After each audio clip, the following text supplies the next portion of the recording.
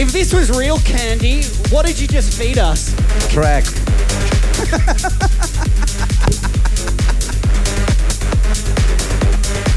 Yeah, there you go. Don't stay in school, kids. Don't become producers. No, I'm just kidding. We need more producers. Wow. Alex Stein feeding us ear crack. The worst kind. It's Coburg up late. Ladies and gentlemen, joining us in the garage tonight. He is one of the most exciting names in global techno, boasting huge releases on Senso Sounds, Filth on Acid, plus a Beatport #1 on Drum Code. He's performed at some of the planet's leading events, creating a musical identity that truly resonates with fans all around the world. Please welcome from Lisbon via Brazil, Alex Stein. Doof, doof, doof in the air tonight. House music from home never felt so right. Now your neighbors are awake in the 3058. It's Coburg up late. Perfect. Perfect. It is perfect. Thanks for coming, man. How you Thank you doing? very much. Thank you for having me. Good to be here, man. Yeah, stoked to Yeah. have you here. I feel like this is quite monumental because this is the second time. We almost got you last time. Yes. But you're in the middle of, correct me if I'm wrong, but it seemed like the busiest 24 hours.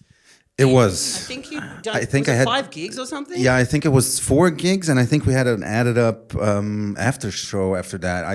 Honestly, I don't even remember much from that tour. Wow. It was very intense, very good though. But I remember we talked and we tried to make this happen. It just didn't go through that time. But you know, everything happens for a reason, and here we are now. Everything happens for a reason, which Yeah. leads us to this moment. Yes. Now, is that normal for you? Is that kind of schedule like regular when you're touring the world? It used to be more regular. Now I'm kind of trying to take a bit more of my time. Hell yeah. I don't know. Maybe after COVID, I think that I'm not alone in this as well. You know, I mean, the hectic. I love touring. I love having a hectic lifestyle. But especially when I'm, for example, down here, just the jet lag really gets to me. And then when you add to that having 5 shows a weekend for 2 weekends, Wow. It gets a bit hectic. So now I'm trying to prioritize having good shows, having fun, and seeing, like, for example, this whole week that I have off now. It's just so I can, you know, see the people that I love and then meet up with my friends and have a couple of meetings here and there, etc. But it's not 100% work. So I guess long answer to your short question. Yeah. Hey man, we're just gonna have to edit that out. That was too long. Yeah, it can get quite hectic, but nowadays I'm prioritizing kind of just taking it a bit easier and making better. Bit of wellness. Yeah, exactly. I feel like it's important. that's like across the industry Yes. as well, and not just with DJs, but with clubbers as well. Yes, I feel absolutely. like it's like COVID, where people kind of go one of two ways, right? Yeah. You could go I'm going to be a drug addict, alcoholic, Absolutely, and just yeah. party myself into the ground. Yeah. Or do what you've done and what so many people have done in the industry, which is like look after themselves. Yes, absolutely. Yeah. I mean, I have to be, you know, to be fair, I did a bit of both. You know, the first half of, I mean, the pandemic was really hard on me.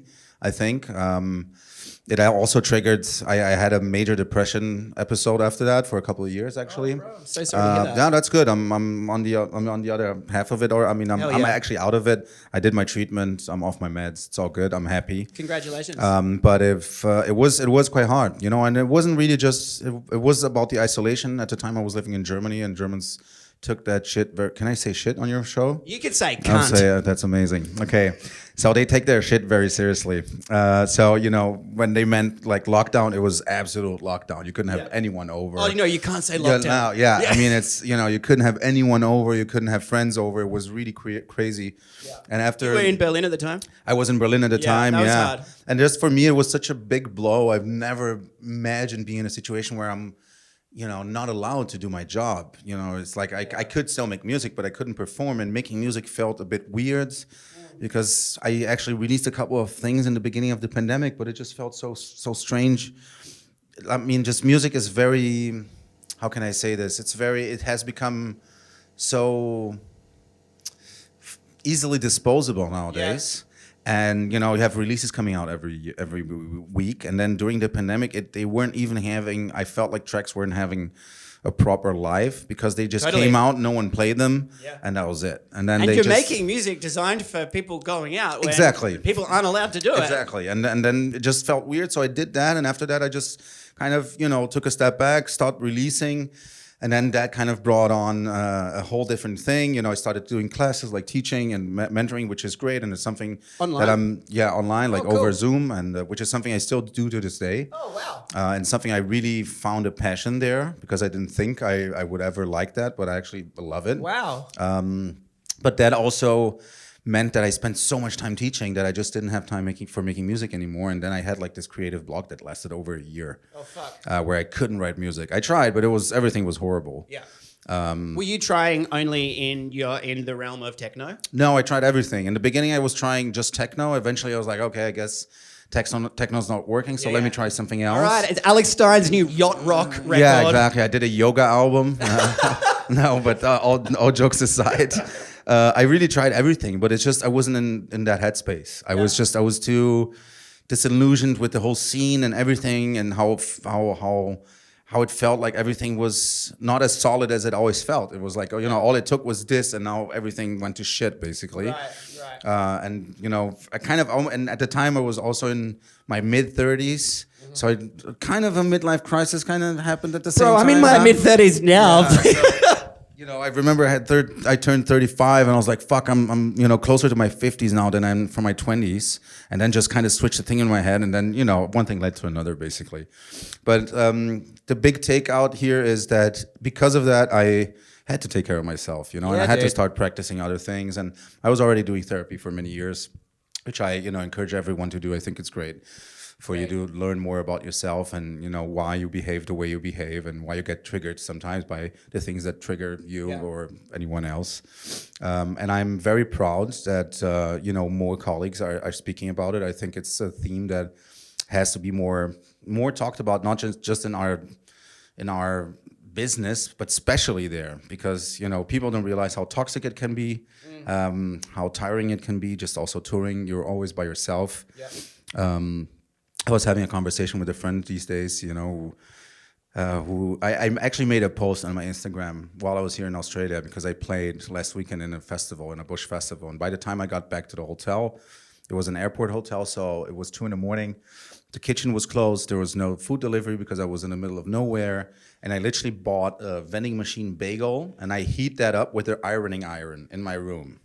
And then I posted a picture, the glamorous life of touring DJs, and I got so many responses, mostly from other colleagues, where they're like, yeah, people have no idea what goes into that lifestyle. And that's what you got to do sometimes. I hadn't eaten since the morning in the airport in Melbourne, because basically when I arrived, I had to go straight to the party, and and that's kind of the part of that people don't see. And I'm not, being like, oh, poor me. No, I love what I do. It's great. I'm very privileged to do so. Yeah. But it isn't just smiles. And, because I'm actually serving up vending machine sandwiches after this. Yes, exactly. So no, I mean, that's the thing. There's of course always two sides to it, but I think that the whole industry has taken a turn in that direction of like, hey, let's look after ourselves. And I think maybe the new generation is also more in touch with that kind of idea, which I think is great. Yeah, I agree. But especially when I was struggling, so much of what pisses me off about the kids these days, they're super emotionally intelligent. Yes, they are. And they're very informed as well, which is very, very, very important. Yeah. Because one thing I realized when I was going through my depression is when I was talking to colleagues, so many people I knew were having the same problems, and we never talked about it. Yeah. And, mostly that's also a man thing. Men don't really talk about these kind of things, because of, at least in my generation, there was this kind of toxic masculinity thing where, there wasn't a lot of manly love in the family, let's say, like it's kind of tough love. It's not the kind of love where you're like, hey, let's speak about our feelings kind of love. Yeah. And I think people like you coming out and talking about us, which changes that and makes that okay. Yes, absolutely. And I think that's super, super important. And like I said, I'm super proud to be a part of it a little bit. I did a couple of talks, a couple of panels in Germany as well, and I got invited to speak about mental health and my whole experience with the whole thing. And I know there's even a video online that people still message me about, and something that touches me. And they're like, "Look, if I can make a 1% difference then that's more than enough. And I'm happy to be able to help. Hopefully, through these hardships we learn, and then hopefully we can extend that, pay it forward, kind of. That's the idea. That's amazing, Alex. Thank you so much for worries. coming forward and speaking on behalf of everybody who has the capacity to suffer. Yes. I mean, we're all human, and we're all so fragile. Yes. And I'm sure so many people look at your Instagram and go, Yeah. oh my God, this idyllic lifestyle. Yes, so thank you for showing everybody that you're human and making it okay. Absolutely, because I also believe there's no hierarchy to suffering. Of course, you can always try to... No, bullshit. I suffer more than you. Exactly. It's there's always someone who's going to be worse off, quote unquote. But that doesn't invalidate someone else's suffering or, whatever they're going through. For them in that moment, for whatever reason it is, it hurts. And that should be accepted, and they should feel like they can open up to other people about it without being judged. And that I think is the hardest part, because humans are very focused on, we're very egocentrical kind of, it's always about us.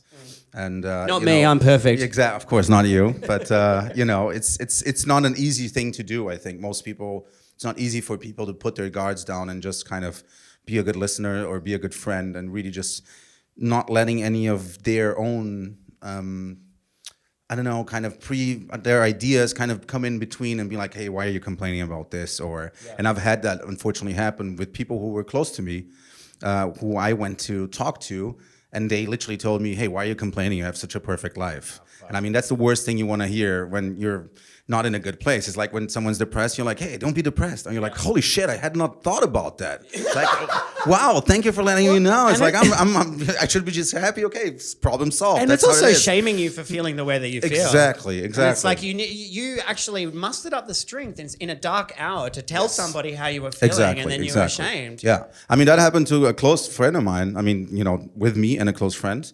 And it was heartbreaking for me because, for me in that moment, I was like, okay, I'm never going to be able to speak to this person about these problems that I have ever again, because now I know how they feel about it. And, they're not ready to open up and just let it in and be like supportive. They're more like, looking at from their angle. I guess I'm just, I don't really know. I'm not in his head. Yeah. But I would say that, it's more from, hey, I wish... I had these kind of problems, kind of situation. So why are you complaining about these first world problems, kind of? But they might be first world problems, but I worked my ass off to get where I am. Totally. And to have those first world problems, but they still suck, kind of, when they do happen. So it is what it is. But like I said, I think it's a very important conversation for us to have. And I'm happy that, even though the pandemic was horrible and it brought so many horrible things, I think one of the silver linings in there was that we were forced to look at inside, kind of, and figure some shit out. Hell, normally it takes me a good 53 minutes of the hour-long episode to get to the kind of gold that you've given us now. I'd be willing to just kind of not even play Okay, music. guys, I'm going to just drop the mic. That's it. This is Alex Stein, and goodbye. Roll the outro. Hey, do you want to play some music with me? Yeah, sure. Let's go, man. Awesome, band. Fire it up. We've got Alex Stein on Coburg up late. We're already off to an amazing start. Thank you so much. Absolutely. Take it away. Okay, let's go with this one. This is a new one.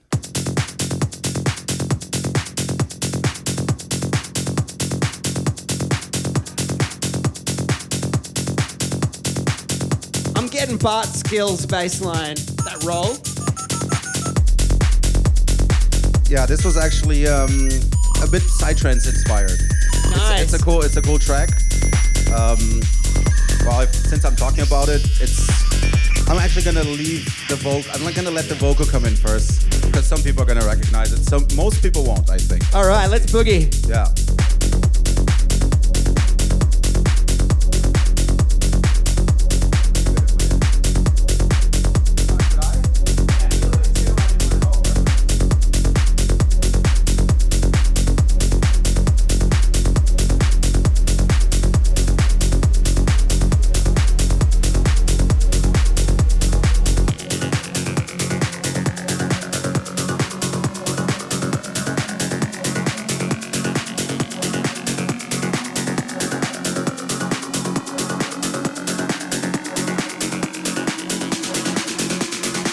Alex, these waveforms are making me excited.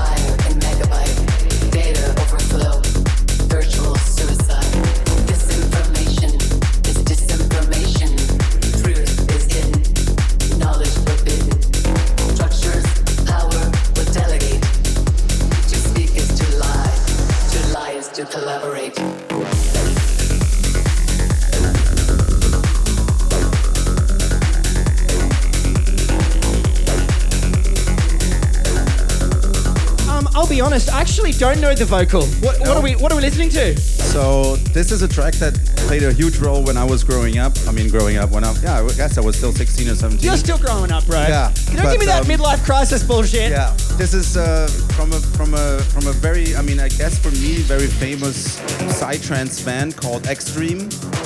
They're German, I think. And please don't hate me if I got this wrong. Just don't Google it. Yeah, exactly. And this is a track called We Interface that I used to play when I was a psytrance DJ, which is where I started. Very few people know that. Oh, I did not know that. Yeah, me and Victor Ruiz, and I met him actually on a psytrance party. And this is a remix that we both did together. One day we were just hanging out in the studio, and we just decided, let's have a go at it. We did it. We actually sent it to the guys, and it's going to become an official remix that we're going to probably release later this year or next year. Get the fuck out. I think it's coming out on Armada. Let's see. And it's one of the highlights in my set. It always works every time. Shout out to Victor Ruiz. Hey, buddy. You are listening to the new collaboration, Alex Stein and Victor Ruiz. Yes, sir. Let's go.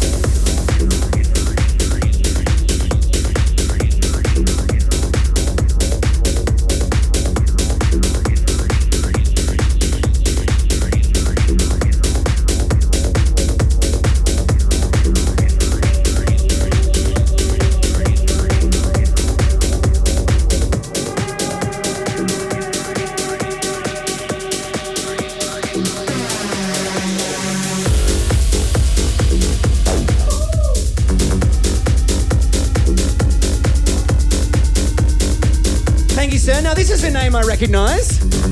This is, you know this person, right? I do. I don't know this person personally, but I've seen this person a lot in Mr. Victor Ruiz's Instagram stories. Yeah. This track is by ANDRA, aka Alejandra. Alejandra, no, I'm sorry, Ale. It's just, we're having fun here. Don't hate me. But Ale, we call her Ale, but her artist name is ANDRA. She's Victor Ruiz's girlfriend for a long time now. I think for almost half a decade. They've been together. And she did this absolute weapon called Rave in Progress. Which is funny because Victor actually has a t-shirt that says Rave in Progress, and that's where the name came from. That's great. Rave in Progress, so good. It's such a good track. It works also every time. I feel like the offbeat thing is coming back full, Where's the offbeat? Yeah. Right on time. Yeah, so the offbeat bass is like really back now. Let me see just. There you go. And I feel it's making a comeback. Because the rolling bass has been a thing for a few years now. Totally. And I absolutely love it. I'm not criticizing.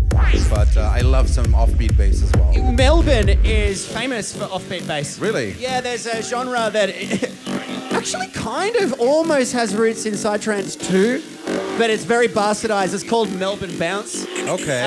It was really big like 10 years ago. And it's like probably 10 BPM faster than this. Yeah. And just... Nice. That explains the name. Yeah. Yeah, you got to imagine like a kangaroo. Exactly. I want to mix one in. Yeah, please go.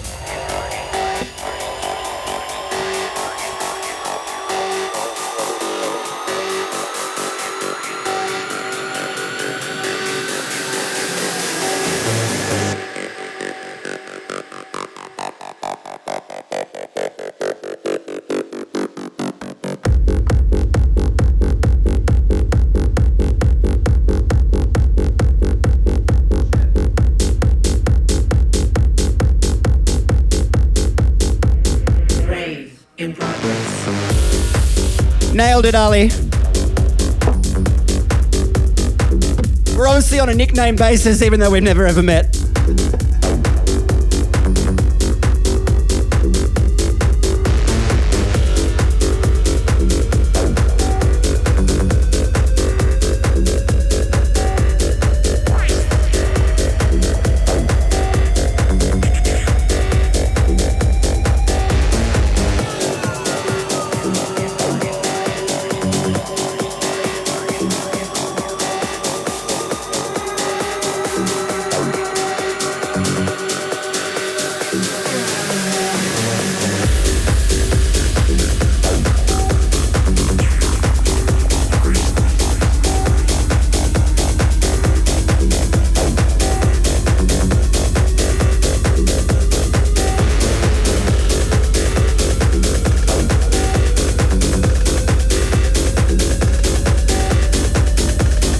I'll be honest, mate, I can't believe this is actually happening right now. Thank you, brother.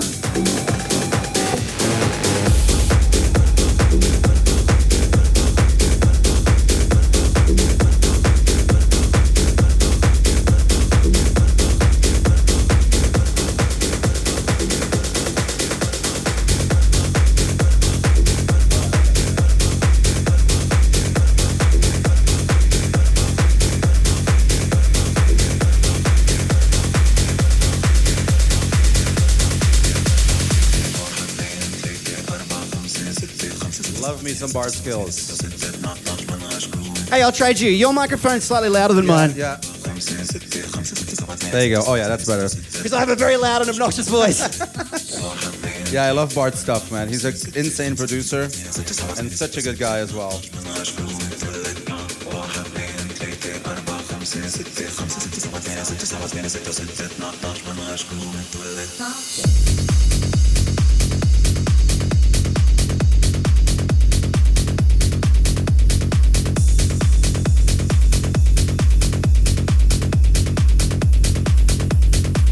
Hey, Alex, I got a quote from you, mate.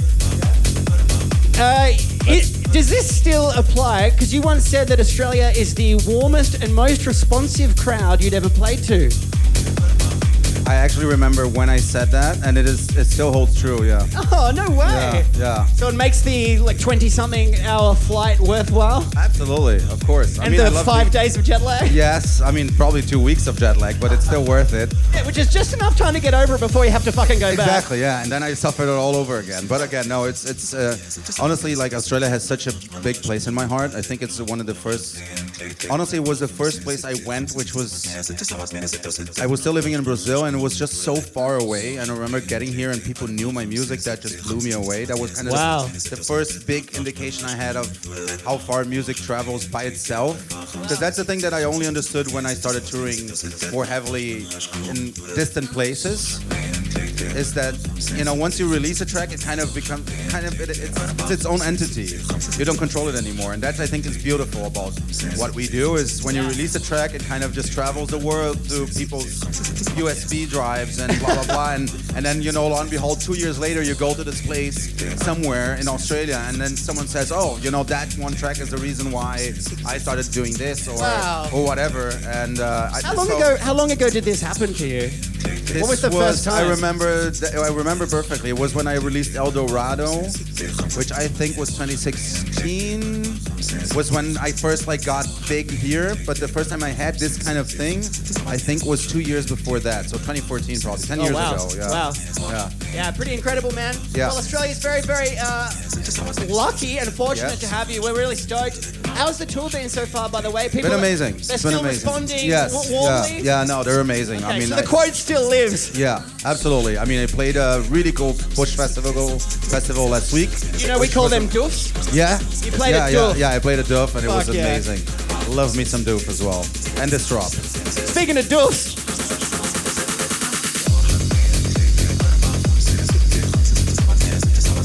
that was well done. You should host radio.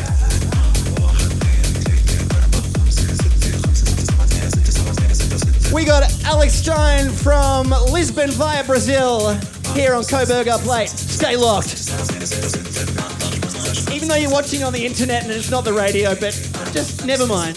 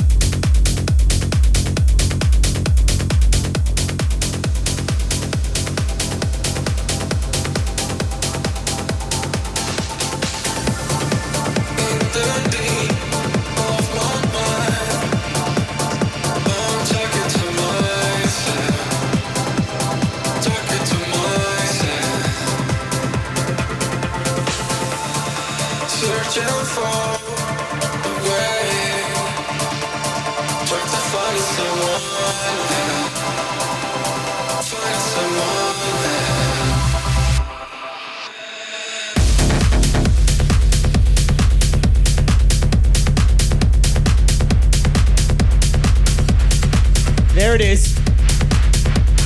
It's still got that rolling quarter note. Yeah. I mean, I gotta represent my boys as well. Wehbba, one of my, I think, all-time favorite artists ever. Hell yeah. And such a good friend as well. And, you know, we've known each other for, I don't know, long time. Yeah. You were saying Wehbba's also just made the move to Lisbon too? Yes, he has actually been there before. I think it was the first of us that moved out there. The trendsetter? Yeah, he was kind of the trendsetter. So it's your fault. Yes, so Victor, I think, moved after him, and I moved shortly after that. And yeah, like I said, amazing friend. This is a new remix that he just released for Woo York. Some people probably know the vocal. Great track, played it a bunch, works every time. And I think he's one of the only producers, and I think that's the kind of, wait, there you go. It's the kind of compliment that I give very, I don't give that a compliment a lot, but he's one of the only people who can send me a track, and I don't even have to listen to it. I will just put it on my USB and I will play it because I know it's gonna work. Wow, every time. that's huge accolades. Yeah, it is. Well, I hope you're watching, mate. Yeah, but he's that good, buddy. You know. You've done so much moving. You're obviously, you followed the boys to Lisbon, Yeah. but you started in Sao Paulo. Yeah. Then you did Berlin. Yeah. Then back to Brazil. Yeah. You've done Berlin and Amsterdam as well. Yeah, I mean, I was born in Sao Paulo, then the whole family moved to Germany. I grew up there until I was 6. Okay. Moved back to Sao Paulo with the family. Then in early 2000s, I moved to Amsterdam to study art engineering. After that, I went back to Brazil, then back to Germany to Holy finish. shit. Yeah, back to Germany to finish my bachelorette. Then I went back to Brazil, which is where Alex Stein actually started. Like in 2007, I think that was. And I'll ask you the next Yeah. question in a moment. Go ahead. Talking to myself.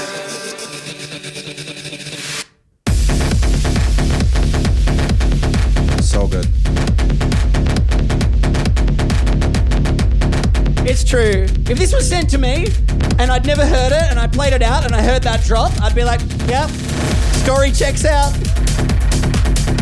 And then is Lisbon the forever home? Yeah. Cool. Yeah. it Why? is. I don't know. Why do you all keep going there? To be 100% honest, there is a tax incentive for artists there. I'm not gonna lie. I was wondering if you'd say that. That's why a lot of people initially moved there. It's a program that has since been closed, so no new applicants. Whoever got in, got in. Who didn't, Oh, wow. Oh, so sorry. you were quite lucky. Yeah, I was one of the last ones to get in. But honestly, like one of the best decisions I've made was moving there. I love Berlin, but as a, I guess, Brazilian tropical person living Yeah. somewhere where my studio is 15 minutes away from the beach is Fuck yeah. priceless. Fuck yeah. And more than that, just having all of my friends in the same city. You know, we all have studios together in the same studio complex. Yeah. So we hang out, we have coffee, we, give each other tips on tracks and Fuck help yeah. each other out. It's such a cool environment. Ah. And I've never had this before. I've only ever had, bedroom studios for 20 years. This is the first time I actually have like a treated room. Oh wow! Yeah, it was always just headphones and speakers in a shitty room. I never really had a studio. Okay. Yeah, okay. so this is the first time, which is amazing, and just having my boys with me and hanging out. We go bowling, we go karting, we take road trips. It's the simple things as well. Fuck yeah. That's also one of the things I meant. It's not just work. It's some of these simple things that matter so much. Okay, so when I come and visit Lisbon next year, you guys, you and the boys are gonna take me out, yeah? Yeah, we'll go karting because that's our thing. We'll go karting? Yes. Not partying. You did not hear partying. You heard karting. Karting. Yes, we're gonna drive. Keep an eye out for the karting tour of Portugal 2025 coming at ya. Also, I've intentionally distracted you. I've only left you with 40 seconds.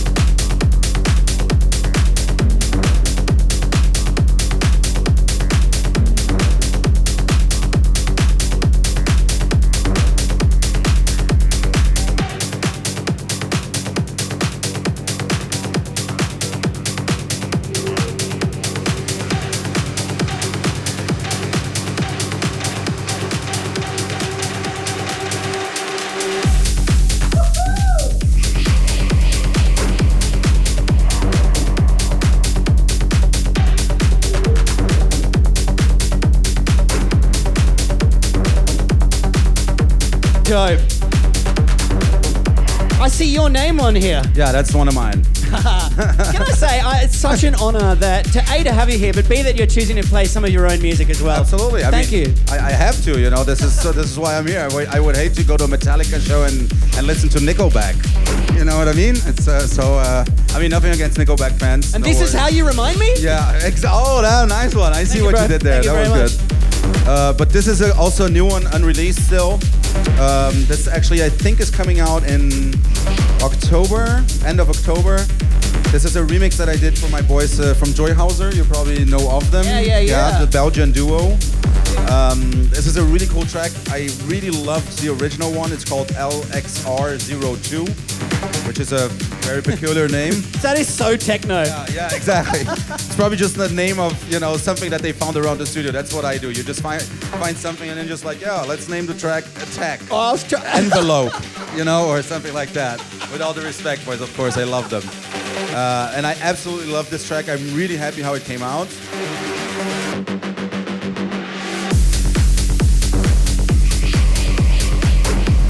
And it works every time I play it. It's been a highlight in my sets as well. So super stoked to put this one out. When you're playing live, are you playing a lot of unreleased stuff? Yeah. I mean, I try. It's a bit of a mix. For example, I haven't been here in 2 years. Yeah. So when I play this last... fucking dare you, by the way. I know, and it's horrible. But I actually, this weekend, I had to remind myself to play some of my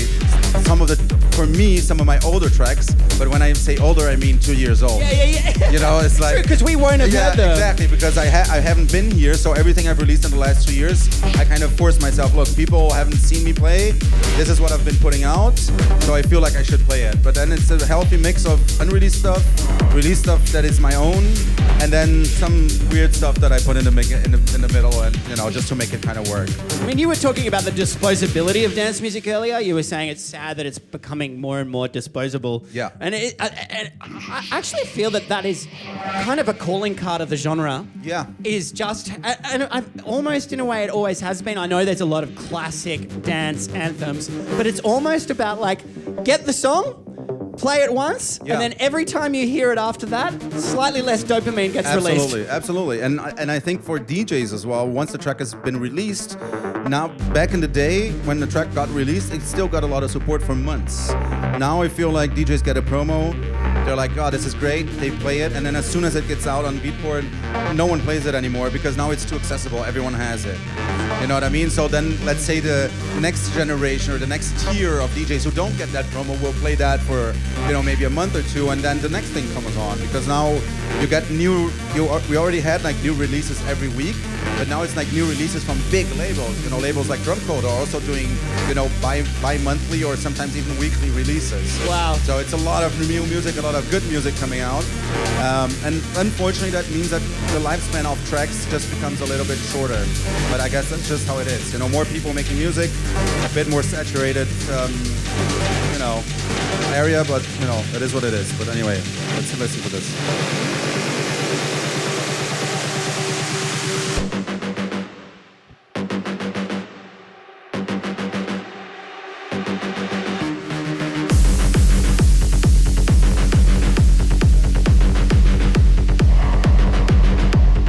You played this at the Doof, and this made the water bottle fall off the table. That was exactly that track, yeah. I didn't know if I, you know, should write that the music was so bad that the waters, you know, just wanted to end its own life and just no, and it just threw itself off of the Can you tell people what happened? Yeah, I mean, the bass was so strong that basically shit just started falling off of the table. And someone took a video exactly of me playing, and then the water just slowly going to the edge, and then she's like, nah. And then Alex is like, don't do it, bro, you've got so much to live for.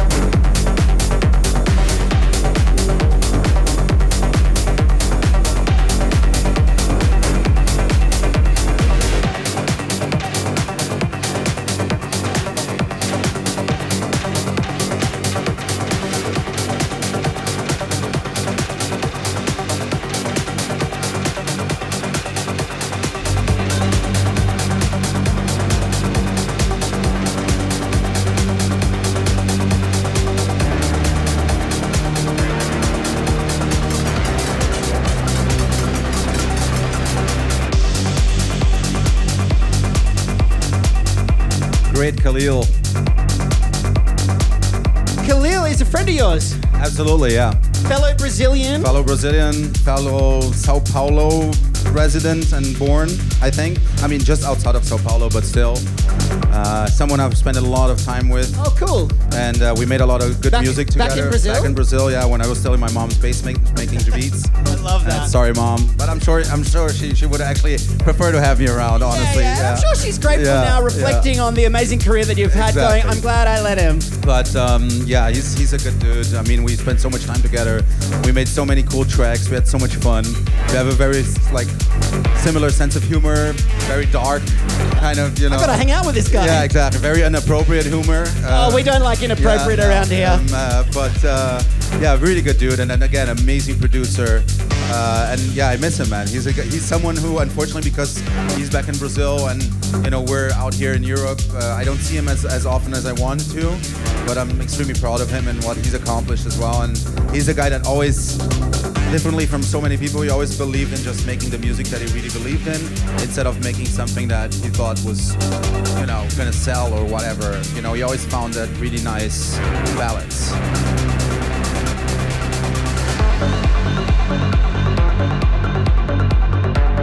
This was released on Melbourne label Recovery Collective as well. Yeah, I know them, yeah. Yeah, you know them? Yeah, of course. Good dudes. Dude, everything you have to say is so lovely, by the way. Thank you, by the way. Yeah. I hope that we can continue some kind of friendship after this. Absolutely, dude. Yeah. Fucking come here. Yeah, let's get it. Man, we got Alex Stein. What's up? Coburg up late, making my day. Thank you for this, man. Likewise. Thank you, man. Let's see what I'm gonna play next. I'm sorry about the hour-long Uber here and back. We intentionally fuck with our guests and send him here during peak hour.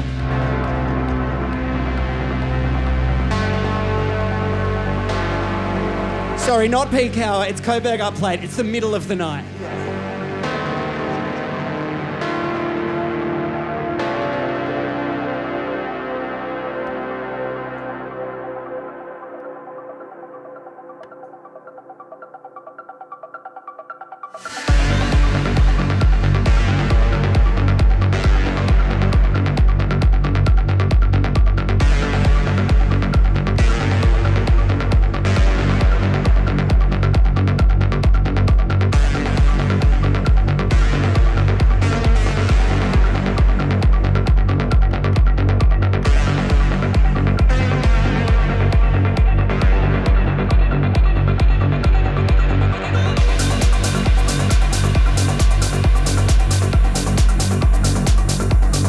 I love that clean high-end percussion.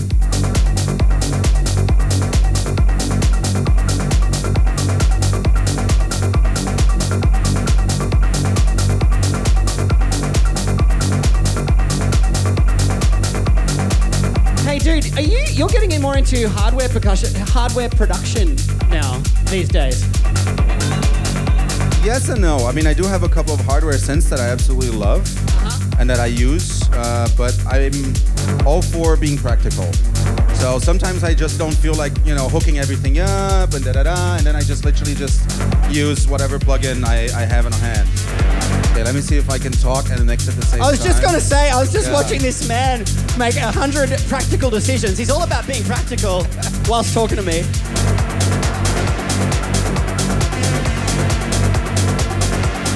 It's true though, I mean, music is more accessible to create now than ever. Absolutely, yeah. More than ever. I mean, with YouTube and mentoring programs and even kind of the help that I offer to my students, it's been easier than ever to make really good music.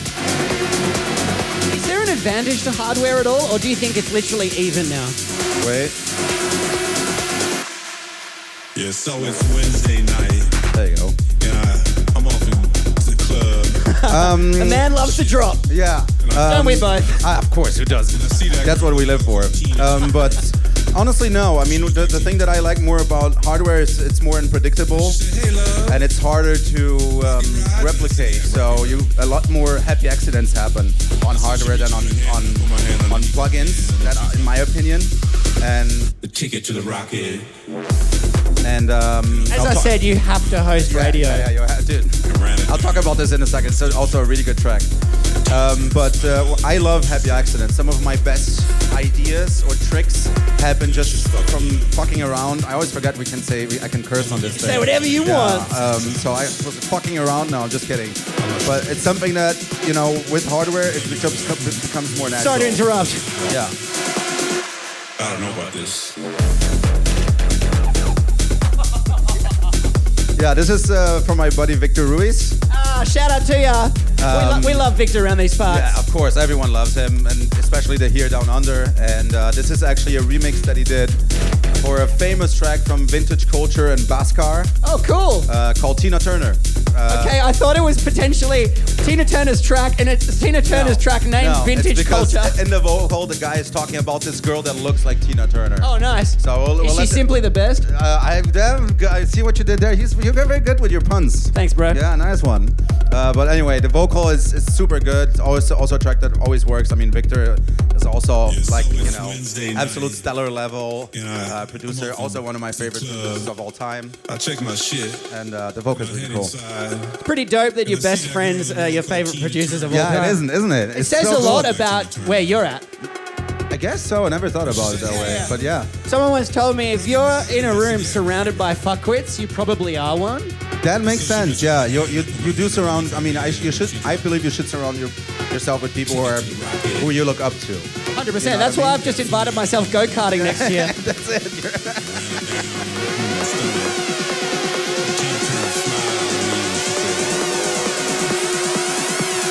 And that shit fucked me up, man. I woke up 2 days later at a friend's house. I'm not sure what happened. I think my boy Sam was taking his eyeball. I don't know about this.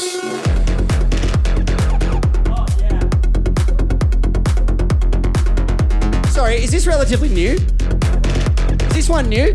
This one's new, unreleased, yeah. Oh, fuck yeah. The good times keep rolling. We've got a whole bunch of unreleased tunes coming from Mr. Alex Stein. Yes, sir. Thank you. Thank you.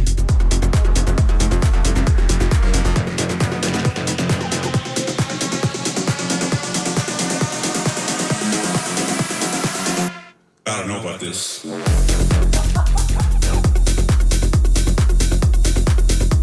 That's a cheeky vocal.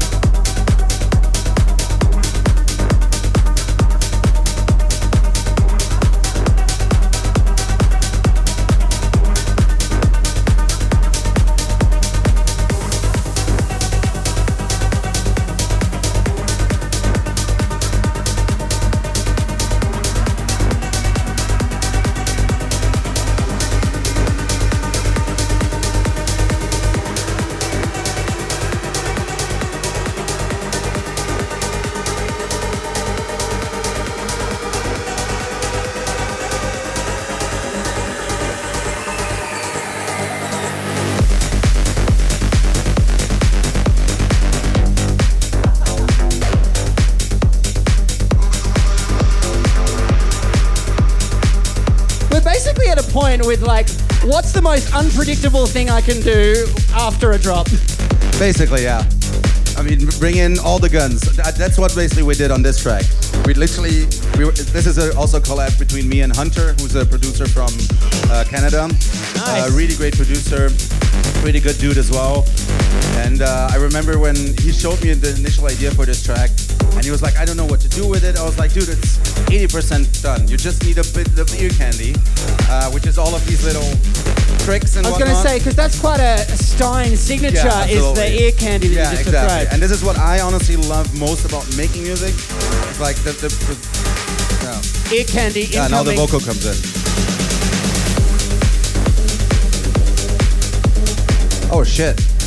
I just realized I'm playing V3. There is actually a V4, which sounds different. So this is not what you're gonna get when it I comes was out. like, that's a very futuristic vocal. But yeah, that happens, guys. I've done this before in my set, so I'm like, oh, I'm gonna play that track.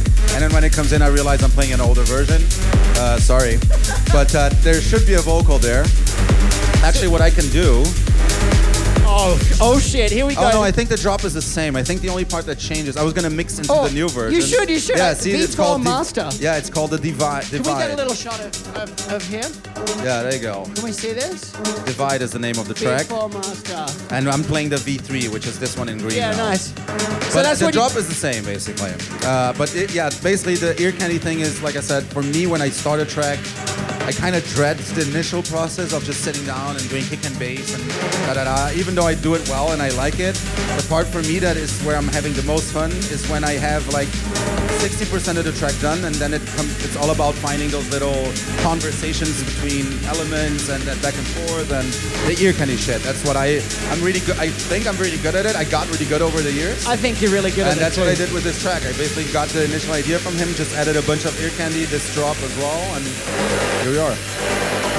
Not unlike regular candy, it's not very good for you, but your grandmother will let you have it just this once.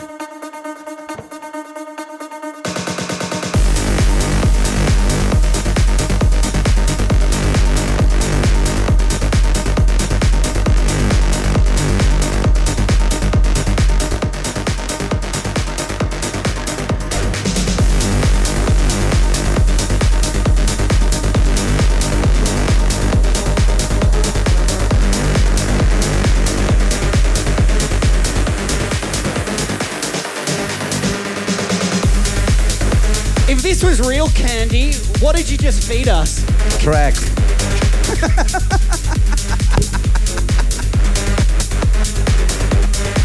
Yeah, there you go. Don't stay in school, kids. Don't become producers.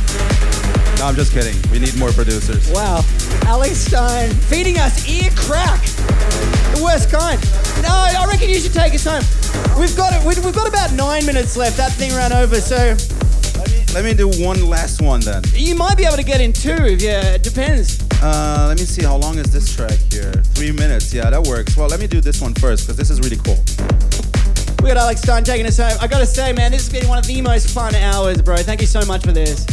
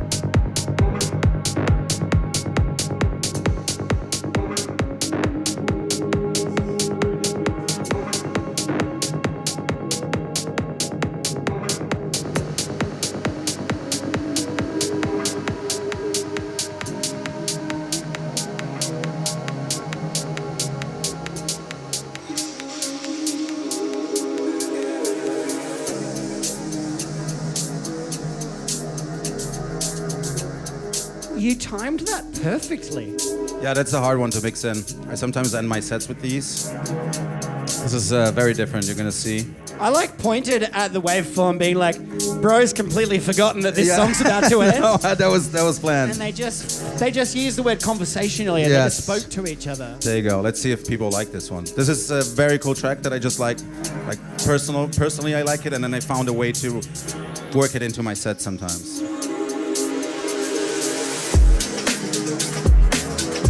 Oh, snap. Yeah. Are we at halftime? Yeah. But it's gonna double up.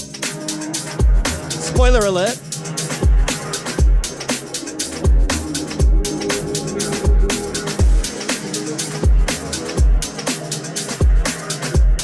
Now I see the word edit. Did you edit this? Yeah, this is an edit I made. So what did you change? I basically made this speed ramp because this track is 172 BPM. And even, it's very hard for me to basically play this in my set, so I put it into Ableton, put it down to 136 so I can mix it in this part basically. And then it's already speed ramping up to 172 basically. So you literally warped the track. Basically, yeah, and then I just made a speed ramp. But I do a lot of edits because there's so many good tracks that are just something missing, and then I just kind of tweak them a little bit.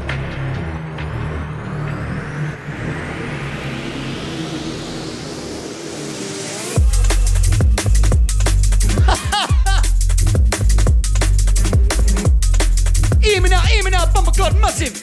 Yes, go. Well, if I wasn't going to mix out of the last one, I'm definitely not going to mix out of this one. Is this jungle? I don't really know. Like liquid drum I and think bass? it's kind of. I found this on a playlist called Sub. What is it? Sub dubstep or something like that, or deep dubstep, I think it was. Fuck yeah. Which is something that actually Wehbba put me on. He was like, dude, do you know deep dubstep? I was like, what is deep dubstep? I have no idea what that is. When Wehbba recommends something to you, I could just go for it, yeah. And needless to say. I think trust, the topic of trust is so important for a DJ or a music producer. You trust Wehbba so much that you are able to just go whatever you say. My example is the Argentinian progressive house DJ Hernan Cattaneo. Yes, I know him. I trust him so much that he could play me 10 songs that if anyone else played them, I would scrutinize. Yeah. But he plays them, I'm like, I already know it's gonna be good. Yeah, I mean that's one thing that, like you mentioned, I'm very fortunate that two of my best friends are also two of my biggest influences and also people that I look up to as music producers and just people in general. But if we're talking about music production exclusively, Victor and Wehbba are like my go-to guys, and I love the fact that I can rely on them on just giving me good shit every time. Fuck yeah. Wait, let me mix because now this track is over. Last one from Alex Stein. You're watching Coburg Up Late. And I did not see that coming.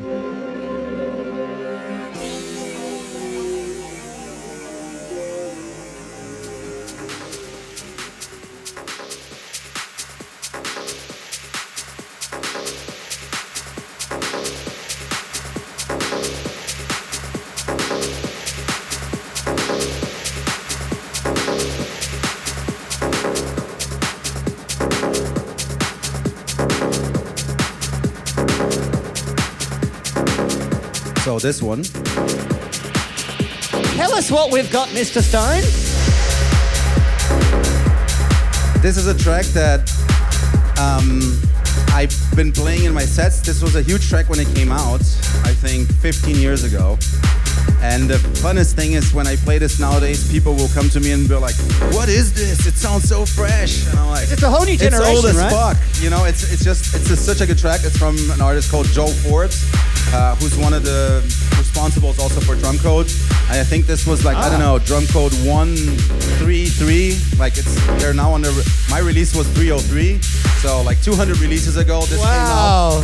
And it's just olds, but golds, as they say. Olds and but golds. It just works. It's very well produced. The drop is amazing. We can finish right after the drop if you want to. But just this break in the drop. Let's play it out. It's amazing. It works every single time. And just while we're quickly on your drum code release as well, you released an EP on drum code, number 303, as you said. Wait, hang on, that's a synthesizer, isn't it? Yeah, it is. Drum machine? Yeah, it's actually the bassline synthesizer. Yeah. It's TB303. But I only knew that when I got the vinyl. Then I saw the drum code 303. I was like, oh, that's cool. That's fucking perfect. It's an added-on kind of little.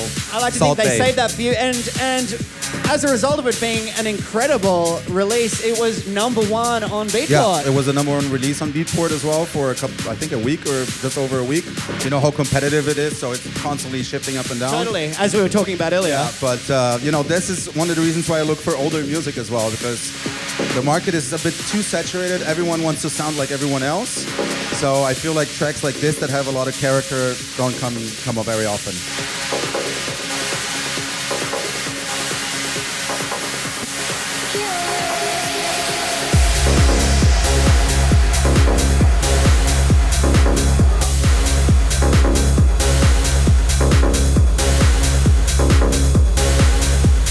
Such a simple track.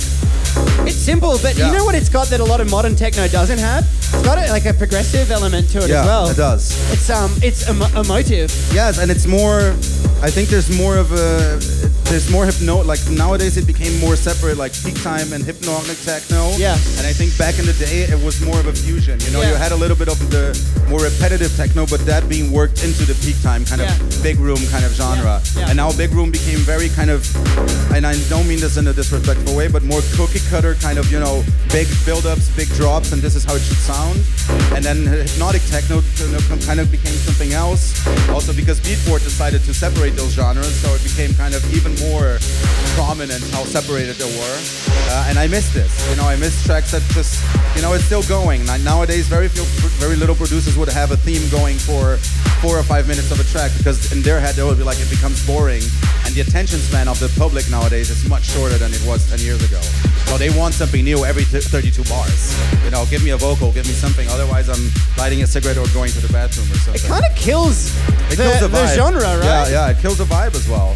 But, that's just how the new generation likes to party, and, times are changing and we got to go with it. Well, because dance music on a macro is about groove, Yeah. It's about like literally grooving. Yes. If you're constantly changing, you're not grooving. Exactly, and you don't really get into that zone, you know, when you're on the dance floor, where you really just close your eyes and you let yourself being taken by the music, because it's just, you know, you're being bombarded by stuff all the time, Yeah. basically, you know, and it's it's changing so much. It's like every new track has a even bigger drop, and it's just bangers after bangers after bangers. So how do you remedy it, Alex? Do you change what you do? I don't know. I try to kind of stay in the middle. I try to find a middle ground, you know, where I'm kind of staying with the times, I guess, but at the same time not losing myself, like my identity. That is a hard tightrope to walk. That is a hard thing Just to do. because like so many artists would be Yes. losing their identity in favor of trends. Yeah, exactly. Basically, yeah. But then Which is fucking sad. It's sad because the thing is, you can never stay ahead of a trend, ever. There's not been one person who has ever been able to, who's followed the trend and then stayed ahead of it. That's just how trends work. You know, they're gonna come and go. And if you're following something that is already happening, you're already too late to the party, basically. Because by the time you get good at whatever you're trying to do, the next thing is already in. And that's basically how it is. And so your recommendation for young producers coming up is? As cheesy as this sounds, just follow your heart. I know it sounds like a fucking fridge magnet, and I hate myself for saying it, but it's true. If anything, you know, if my life taught me this, is don't chase the clouds, don't chase the hype. Just make the music that you really like, because if you have good taste in music, and I would hope you have, then you got into music for a reason, and just believe that what you like is good. It may not be, you know, it may not have value to other people right now, but it may have value in 2 or 3 years. And then maybe when that time comes, you're making the exact right music for the exact right time, and you're not just gonna be one more person in a sea of other producers trying to sound like what's on Beatport right now, basically. Alex Stein, thank you so much for your time. Thank you for having me, man. Thank you, everyone. Remember, whatever you do, may you do it with passion. And may we all truly endeavor to be kind to each other, the world around us, and ourselves. I've been DJ Be Kind to Other People with Alex Stein. Thank you, everyone. Thank you for having me. Thank you. Awesome. Well done, bro. Thank you, man. Fucking hell. Thank you. Perfect. Cutting it there. Cutting it.